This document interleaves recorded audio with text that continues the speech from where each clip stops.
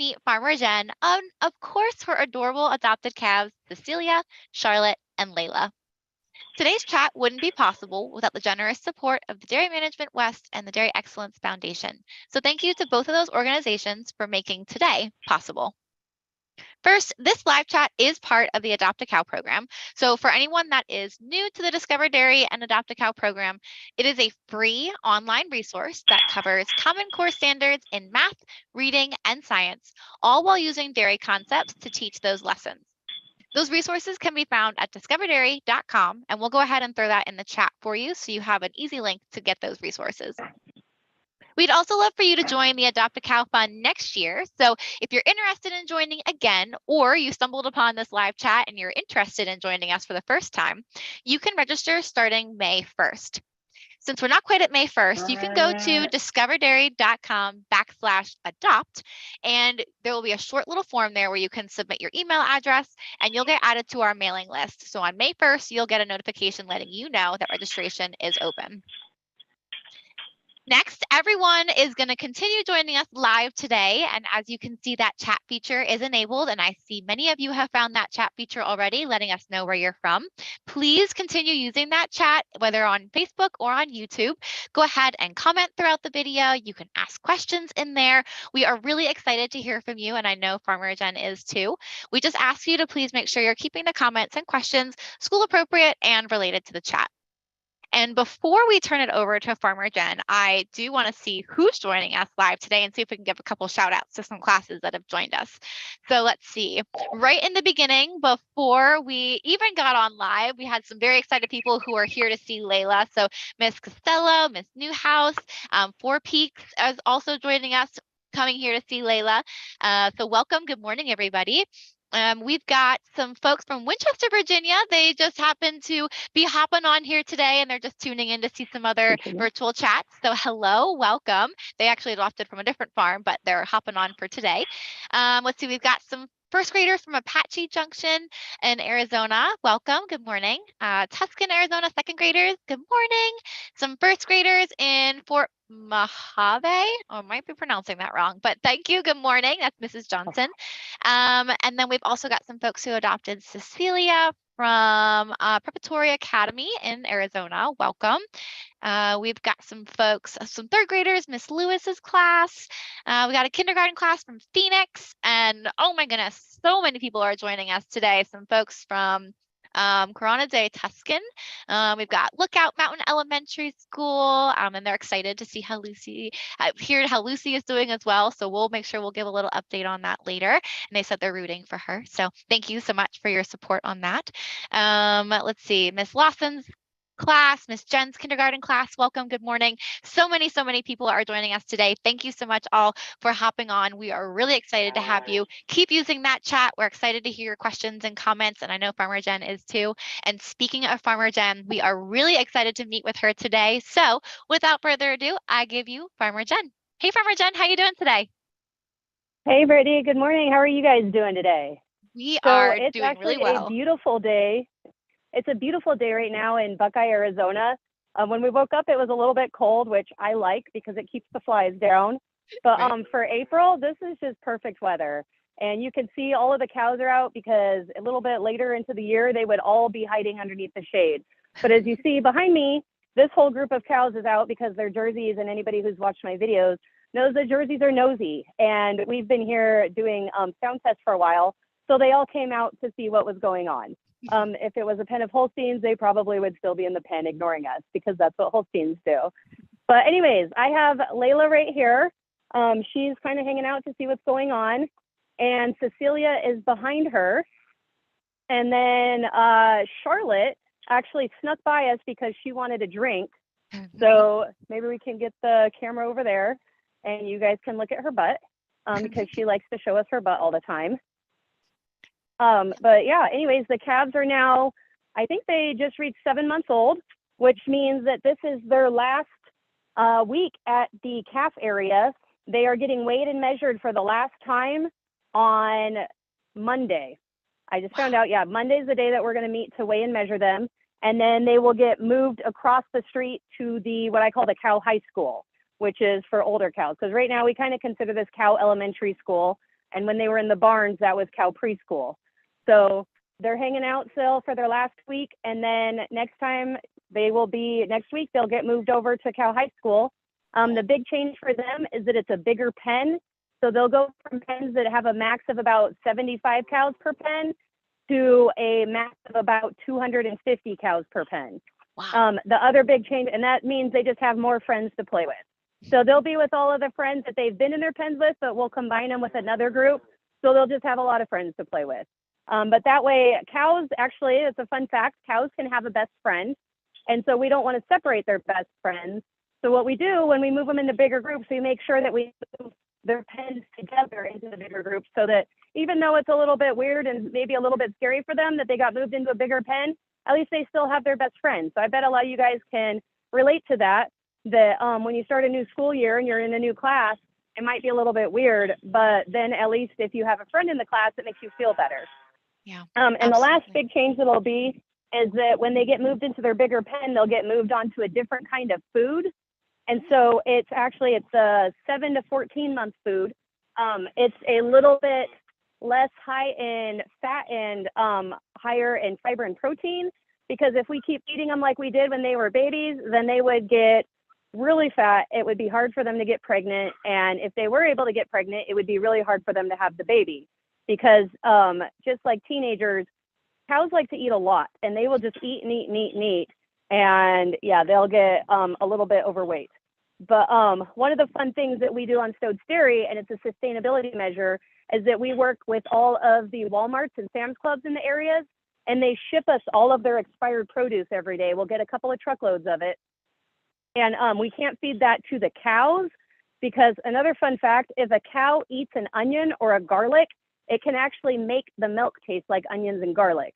So instead, we feed it all to the younger cows that aren't milking yet, and they love it. One of their favorite things to eat is apples, and especially if it's kind of a whole apple. So normally what it'll be is it's an apple that nobody at the grocery store wanted to buy because it had a bruise on it or something like that.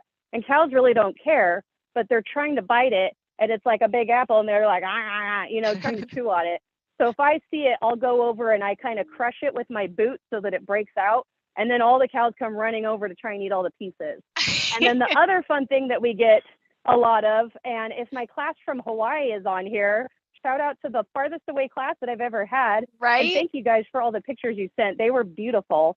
But so one of the other things that they really like, but they have a heck of a time getting into them, is coconuts. And we actually get quite a few coconuts, because I think every grocery store feels like they need to stock coconuts just in case, and like nobody ever buys them. But there's no way that the cows can break through the hard shell. And even the feed wagon with the big spinning razor blades can't break through the hard shell because they just bounce around on the inside. So I've learned through trial and error that the best way to break a coconut is you pick it up and you lob it up into the air like this. And when it comes down on the ground, it'll always break in half. And then if I stomp it and I kind of throw it to them, it's all the pieces of the inside. And cows just love that. Oh my gosh. Other fun things that we can feed them is around Halloween time, we always get a ton of pumpkins, because everybody who's made like a jack-o'-lantern knows that, especially in Arizona, because it's usually still hot in October, that once you cut a pumpkin open, it starts to like mold almost immediately, like overnight. Mm-hmm. And so you'll get these pumpkins that made it to Walmart and they got like a little nick in them somehow and they start to mold. And it's not necessarily bad mold, and the cow's stomachs are strong enough that they will just destroy that pumpkin, and they love it. So that's one of the things, because sustainability is really important on dairies. We're doing everything we can to make sure that we're taking care of the environment. We are reusing the water all the time. Like the cows have their fresh drinking water, and we will use the fresh water to wash the milk barn and wash the calf barn. Other than that, all the water that we're using is we're recycling it, and we'll recycle it up to 6 times before we use it in the fields to irrigate the crop. Wow. So we like to say that there is no wasted water here. Everything that we do, we collect it. Like you can see where we stand. It's called the flush lane. And once a day on the calves and 3 times a day on the cows, because cows poop a lot more because they're bigger, we will what we call flush the toilet. And it'll be the recycled water that comes down, and it moves all of the manure down the lane to the drain. And we capture it, and then we actually collect it under the methane digester. And we use that to make electricity that we make enough electricity to power around 500 households. And so that's another way that we're being sustainable. And then we're also collecting the manure and using it as fertilizer on the field, which is funny because if you think the manure is the crops that we grew last year, right? Because we baled the hay and now we baled it last year, we're feeding it to the cows now, they're pooping it out, and now we're collecting it and putting it back on the field as fertilizer. So the hay from last year is the fertilizer for this year to grow the crops for next year. So, Oh my like in The Lion gosh. King, it's the circle of life kind of, I guess, except for I that love there's no lions involved. So, it. anyways, but I love that. So you said 500 we homes actually that have you're, some pretty good, wow, yeah. It's that's actually incredible. we were one of the two. There was two dairies. It was us and our neighbor. There's another dairy that I can actually see from here that we both put in the first methane digesters because we're really close to a conversion station, so they didn't have to try very hard to tie into the power system. And Gotcha. then it worked pretty good. It worked good enough that now I think there's 3 more dairies on Arizona now that have methane digesters and quite a few more that are talking about it because it's not just us. Like all dairymen are doing what they can to make sure to stay sustainable because I like to say dairy farmers are the OG environmentalists. We are tied to the land. I mean, if we have to move, we've got 20,000 cows and you can only fit 30 on a trailer. So, I mean, I don't math in my head, but that is so many trailers of cows. Plus, I mean, it's like millions and millions of dollars of barns and facilities and water. And it would be a huge thing if we had to move because we depleted all the resources here. So we do what we can to make sure that we're taking care of the land because that takes care of us for the future. Because my dad started the dairy 42 years ago. I'm in the process of learning. I've been managing it for a while. And once Lucy ends up beating the whole leukemia thing, I'm supposed to start figuring out what he does so that he can retire because my mom says she's tired of him being at the dairy all day, every day. And Your turn. they want to be able to go do some more vacations, which, I mean, my dad loves being here and I think she's going to have to drag him out.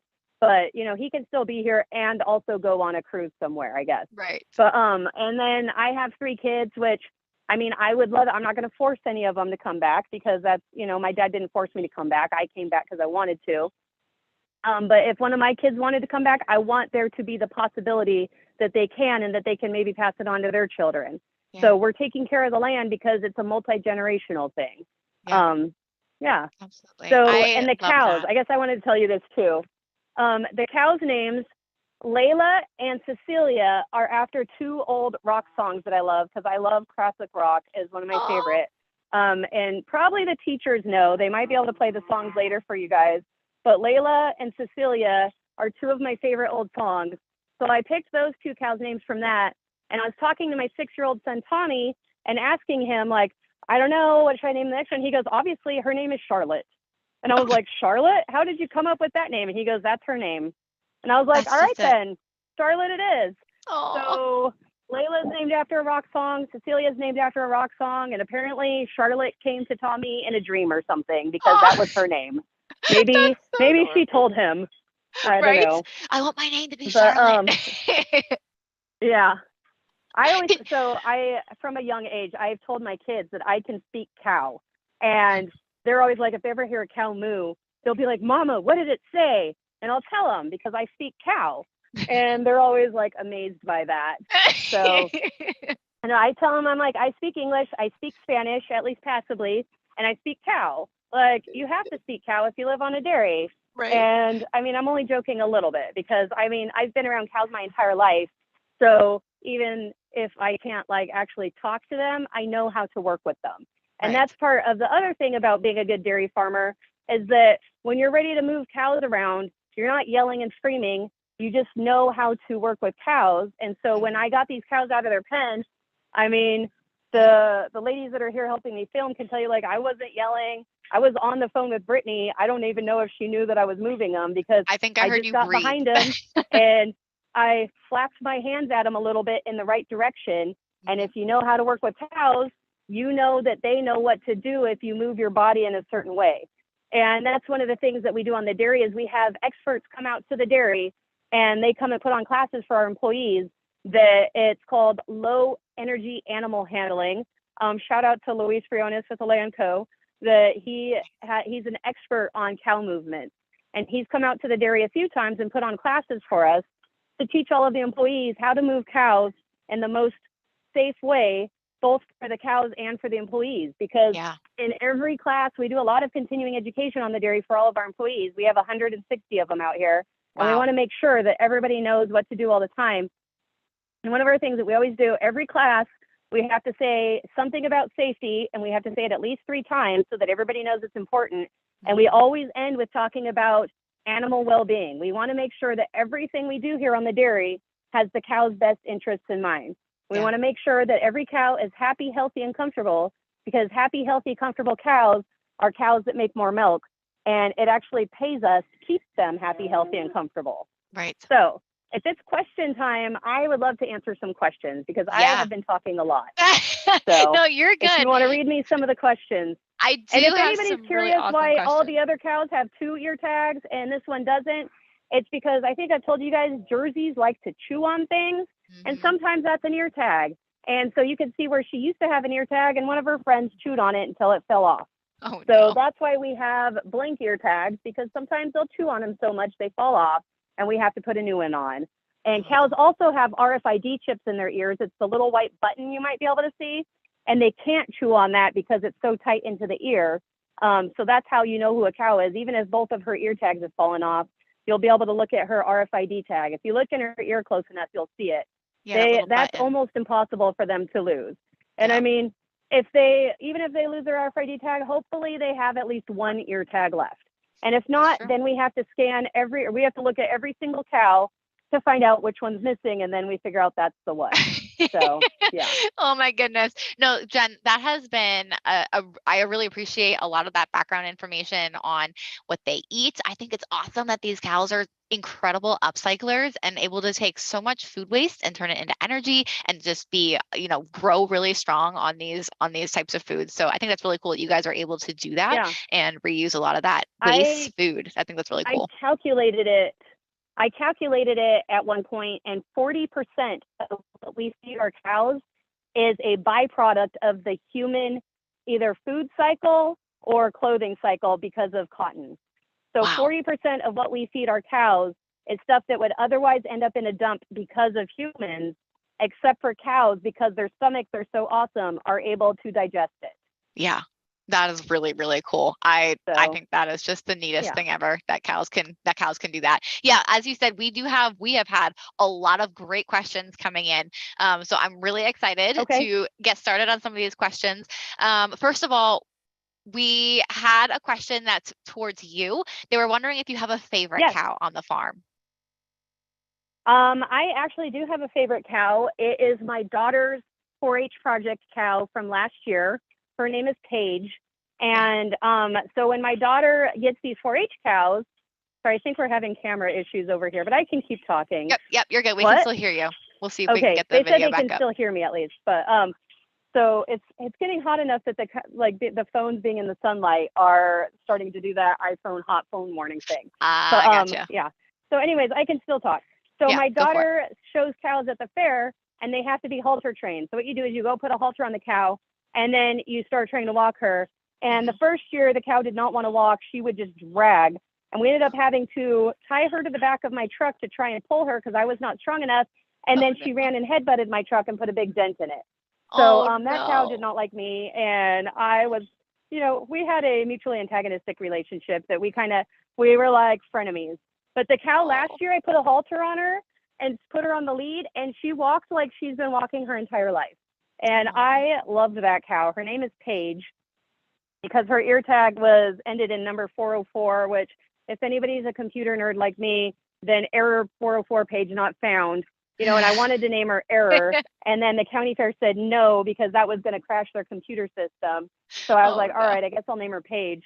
But anytime I am walking around and that cow's in a pen, she will come running up and she wants me to give her a carrot or scratch her or something. And if I get close enough to her, I'll put my arm around her and she'll kind of give me a hug with her head, which is just the cutest thing ever. Oh, so yeah, I love that. Paige is my favorite cow. I love that. And I know we're working on getting that video back up here. So thank you. Yep. I can see you guys if you want to go ahead and flip it around. Okay. And Perfect. actually, I think they just put it on horizontal. yes. I actually think We good? your screen Okay. might be locked. If you want to tell them, I think their screen is locked because currently you're sideways. But that's okay. We'll go well. There, yeah. Okay. While we're getting that switched over, yeah, more questions. I love questions. I think it's still locked, but that's okay. So someone was asking, what's the difference between a heifer and a cow? That is a great question. So it's all terminology. When a calf is born, you call her a calf. And if it is a girl, it's a heifer calf. And if it's a boy, it's a bull calf, right? Are you good now? Are we horizontal? She's giving me the thumbs up. We're good. Okay, she says we're good. Okay, sorry, you guys, technical difficulties. At least we're on. Last year, it was like very glitchy. We had problems, but the internet people are smiling down on us today, knock on wood. So anyways, heifers mean girls, bulls mean boys, and a cow is a heifer until she has her first baby, and then she graduates to a cow. So kind of heifer means girl, cow would mean woman.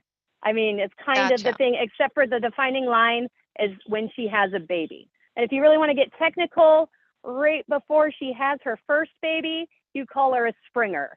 But that's like dairy trivia that you guys might not need to know. So heifer is when it is before she had a baby, cow is after she had a baby. Perfect. Thank you. Real quick, do you mind just reminding us which calf is which? We had, because everyone knows who they have, but they don't know which one is which. Right here is Layla. Hi, Layla. Layla's right here looking at us. Cecilia is over there kind of in the corner. Aww. And then Charlotte decided that she was tired of being interviewed. So she went over here and is having, and it's like focusing on me, and she's over here. She's over there and decided to go have a snack. So that's what we put their food on the opposite side of the fence because cows are indiscriminate poopers and they will poop on everything. So if the food is in the pen with them, they will poop on it and then they'll eat it. And it's not really good for them. And it's a way that they might get parasites. So putting the food on the other side of the fence is a way that we do parasite control because as long as there's no poop on it, then they can't get the parasites. Yeah, that's really cool. So, awesome. Yeah, that's Charlotte down there. She got tired of the interview and said, I'm out. I am going to go have lunch now. She's hungry. So. She's going to eat all that good stuff you talked about earlier. And well, the other two are going to join us. So a good question right now, go ahead. Yeah. Oh, I was just going to say right now their food is alfalfa, corn, and molasses. And the molasses is there mostly so that it'll taste as good as possible. Molasses is like syrup. So it's like as if you guys had pancakes every day. That sounds like a great idea. Sorry, I interrupted. No, you're good. That was actually one of the questions. So you answered the question on what ingredients they're eating right now. So I love that. So another question is from Ms. Randall. They're wondering what the average age of a dairy cow is and when will they have their first baby? That is a great question. So I like to say that cows it's a little bit weird. You know how like dog years, they say it's 7 to 1 for people years. With cows, it's kind of like 10 to 1 up until they hit about 4 or 5 years, and then it kind of slows off. So a cow will have her first baby when she's 2 years old, which is about 20 for people years, right? And then she'll have a cow, and hopefully she has a cow right around her birthday. So they'll have a cow every year on their birthday. Hopefully, that's like the goal. And then normally most cows make it until they're like 6th or 7th lactation is what you call it, which is the whole year that they're milking between babies. So every time they have a baby, you say they start their next lactation. So 6 to 7 years, which is like 60 to 70 years is old for people years, is about how long they are. And then at that point, usually, so the problem is we only have so much space on the dairy and we have new calves born all the time. And the new calves have better genetics because we are constantly improving the genetics of the herd by buying the best baby stuff. I don't know what I'm allowed to say here. So we're making sure that the babies are always better able to make milk than the moms are or the grandmas are. Sure. So by the time that her like great grandchild is here, we need room for 1 cow and we have 2. We need to make sure that we're optimizing production. Sure. So usually at that point too, the older they are, the less milk they make. They kind of start making less milk. So we will end up selling them for beef, Yeah. which, I mean, It's a second is the career. cycle of the food chain. So I Mhm. like to say that dairy cows are amazing because they are probably the most productive animal, right? Um, Mhm. even better than chickens, because chickens kind of like, they're good for eggs or they're good for meat. And if you've ever tried to eat a chicken that was an egg laying chicken, it is not good. And meat chickens barely lay eggs. So cows, though, are amazing because they make milk their whole life and then they make hamburgers for the rest of it. Yeah. And they are super productive, and we're so happy and lucky that we are able to utilize them like that. Yeah, So I absolutely. guess our responsibility as dairy farmers is to make sure that they have a happy, healthy, comfortable life, and that when they do end up dying because they're entering the second part of the food chain, that it is a quick death, that it is painless, and that they didn't even know it was coming. Right. So it's better than they would get in the wild. Yeah, absolutely. Yeah, I mean, clearly these girls are so relaxed and they're loving life Yeah. and they clearly love it on your farm. So it's obvious you're a really great farmer and just take really good care of them, which I absolutely love. But We so, noticed, and then I guess, go sorry, ahead. second part of the Sure. question is you asked how long cows can live. Oh We yeah. actually have a few cows on the dairy that just entered their 13th lactation. And when I say a few, that's like five. Five cows out of, out of 20,000 cows are now on their 13th lactation, which means they're 15 years old. And that is Wow. just because they are, I mean, some people that are like in, I think, Okinawa, Japan, there's like where they live until they're like 120 every year. That's these cows. That's not normal. Um, but there are some cows that just keep trucking along somehow, and they're always making so much milk that it's like, I mean, I'm going to keep you because you're going. Like, you're Yeah. still making a ton of milk. You're still healthy. And I mean, another thing is like, if the cow starts getting so old that she's not comfortable anymore, because you know how, like, when you get old, your body starts to break down a little bit, you start limping. Cows can't use canes and walkers. Right. And I mean, it's not right to force a cow to keep living if she's staggering her way to the milk barn every day and she can barely walk. Like, it's just not the right thing to do. So Right. sometimes as cows get old and they start limping, we sell them for that reason too. Yeah. No, that makes sense. You always have their cow comfort in mind, and that's what's Exactly. the most Thank you. important. Absolutely. So earlier we had the camera on one of them. I don't remember which one it was, but they were chewing and licking the fence a lot. They were just curious. Yes. Do they do that a lot, and why? Why? Is there a reason for it? Uh, so Holsteins, back, 7 years ago, all we had was Holsteins, and they're the black and white ones, and they barely ever chewed on anything. They never did. It was not a thing. And then we got our first jerseys, and jerseys are what I like to call the fence cleaning crew. And they chew on everything all the time. I mean, it's kind of like different breeds of dogs. Like, I don't have a lab, but I've been told that labs are chewers, right? Labradors, if you get one, they will chew. And I'm assuming that jerseys are kind of the Labradors of the world because they're a little bit crazy. They run around and they lick and chew on everything. And the bad thing is they have kind of infected the Holsteins with this because now Holsteins have started doing it too. You Oh my can see the gosh. Holsteins that were like raised in the same area as jerseys because they will start chewing on everything too. And you're like, you should be teaching them good habits. They should not be Oh. teaching you bad habits. But yeah, they're just doing it because they like to. They like chewing on stuff. It's kind of like how babies chew on stuff, except for they do it through their entire life. If we went to a Jersey cow pen right now, and we got the oldest Jerseys right now are 7 years old because that's when our first one was born, and that Jersey will be chewing on stuff. Wow. So Oh my goodness, that's funny. We had a good question about like milk production in general. So like, do you know how much milk you can produce a day or a year as a whole farm and maybe also individually as one cow? So our whole farm, I think we just looked it up. Right now is spring flush, which cows make the most milk in the spring. It has to do with the photo light cycle. Like, coming out of winter when there was less light, because there was less light, cows were making less milk. Okay. Now that it's spring and the days are getting longer, and also the temperature is great, they are running on all 8 cylinders or whatever that term is. And we are shipping all of our locations, we're shipping around 800,000 gallons a day. So Wow. we will fluctuate on that. We'll get down to like 650,000 gallons if it's like a slow time for us. But right now, yeah, we're going on full blast. And a good Holstein, the black and white one, I mean, a pretty average one will make around 100 pounds of milk a day. A Jersey will be a little bit less than that. They'll be making like 60 pounds of milk a day. But yeah, total, we're shipping around 800,000 pounds of milk a day. Wow. That is a lot of milk that you guys are putting out every day. Yeah. And but it's really cool. If you want to just briefly talk about the milking process, I know they make a lot of milk, but that Yeah. process for the cows is really quick, right? Like it's a very quick So process. it's actually, yes, it's really fast. So they're out in their pen, and 3 times a day, one of the, we call them cow pushers, will go out and he'll open the gate. And most of the cows start coming out by themselves because they like to be milked. So the cows will go, and then they go into the back end of the milk barn, which is called the wash pen, because since they've been laying outside, they might be a little bit dirty underneath on their udder. We want to make sure it's clean as possible. So we put them all into the wash pen first, and the big sprinklers come on underneath, and it comes on in like cycles, which has been calculated to remove the most amount of material off of the bottom end of the cow, like the udder section. Mm-hmm. Then they'll go into the next pen, which is the dry pen, and they're in there, the drying off pen, like the waiting area, and they just sit in there and they wait until it's their turn to get milked. And then they go in. We have 3 different style of milk barns. One of our barns is you can milk 40 cows at a time because there's 20 cows on either side.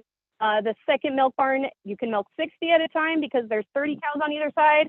And then we have 2 milk barns that are side by side that are both double 40s. So you can milk 160 cows at a time in there. Wow. So they'll wait until it's their turn. The little gate will go up, and then either 20, 30, or 40 cows at a time will line in.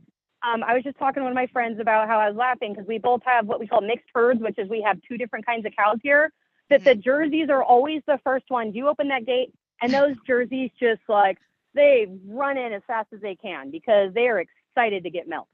And then the Holsteins kind of plod in behind them. But so then they'll go in.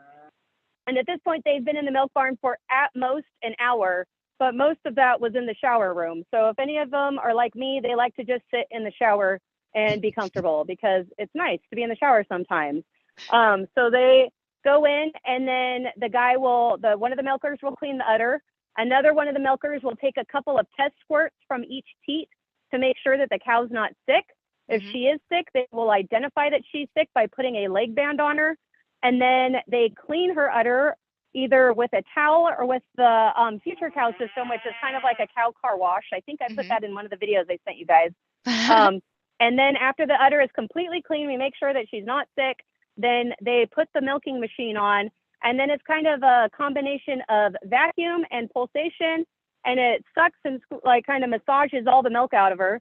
It goes from the milking machine down the tube through a filter just to make sure that there's nothing in it and it's clean as possible, through a chiller that we get it down to below 37 degrees Fahrenheit, and then it goes into the milk tank.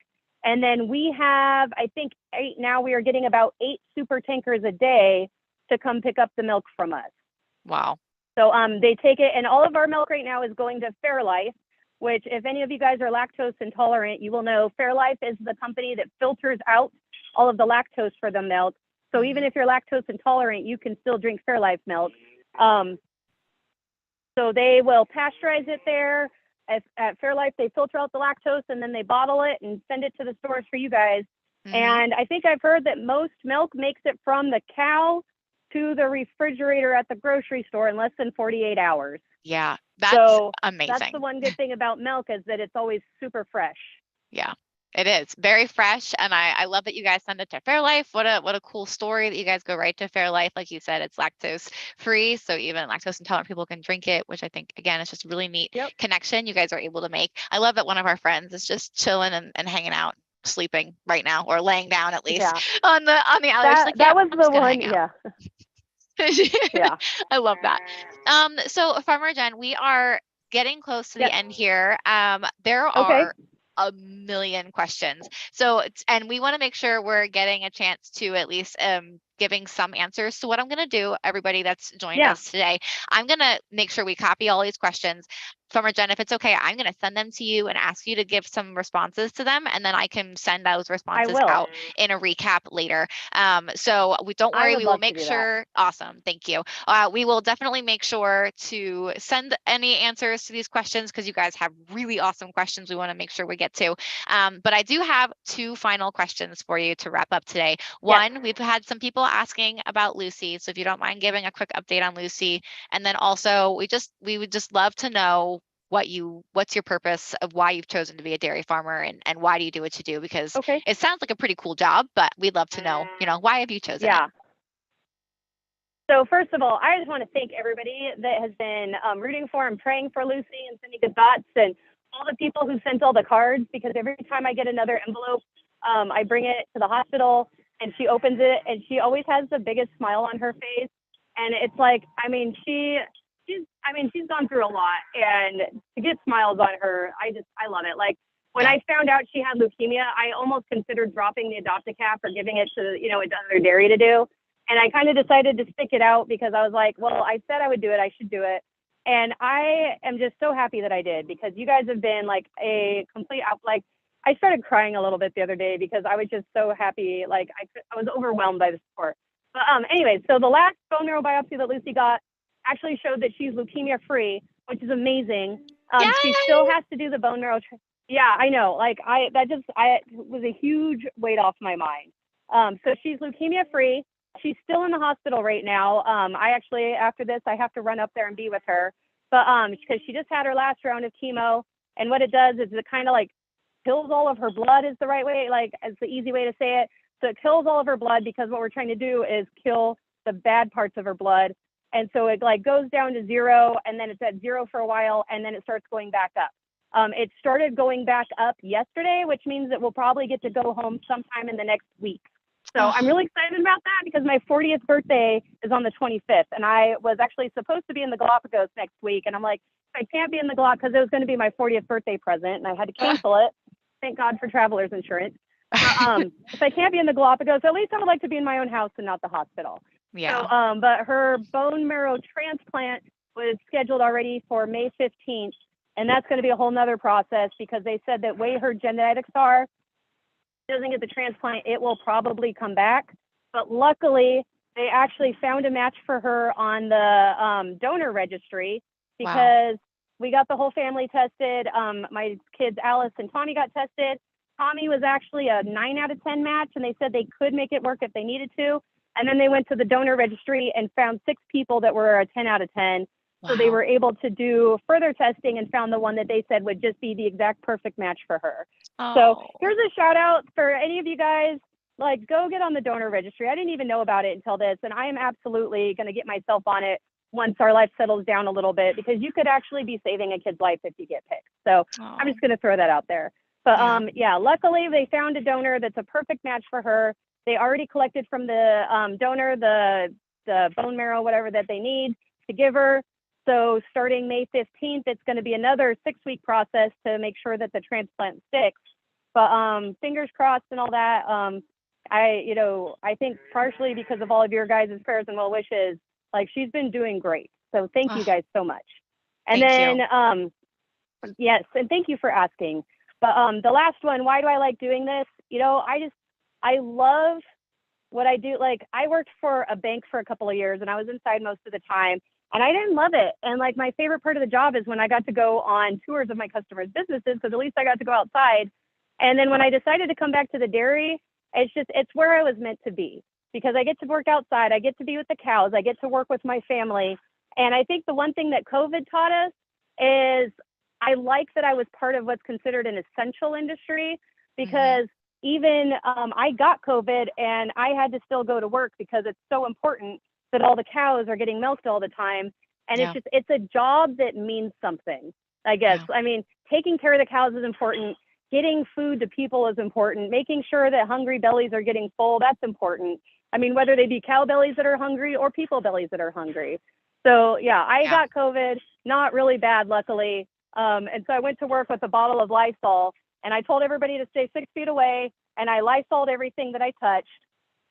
But yeah, when you have a job like this, it's important. And I mean, not everybody wants a job like that. I mean, I took a 5-day maternity leave and went back to work when my son was 5 days old. Like I have a picture of him and I'm holding him at vet check and he's Oh. just an itty bitty little baby.